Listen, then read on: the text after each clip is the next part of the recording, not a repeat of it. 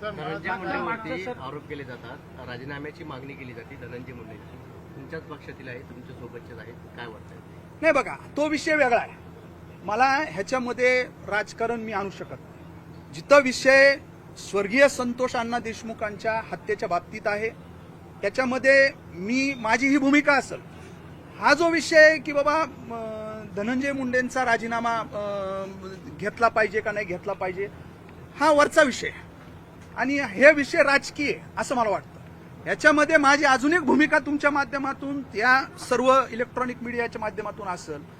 हे राजीनामा हा विषय ते बघत राहतील ज्यांना राजकारण करायचं ते, पण ही भूमिका असली पाहिजे की एक आरोपी ह्याच्यामधला हा अजून सुद्धा फरार आहे, अजून सुद्धा भेटला नाही, त्याला तुम्ही पकडा.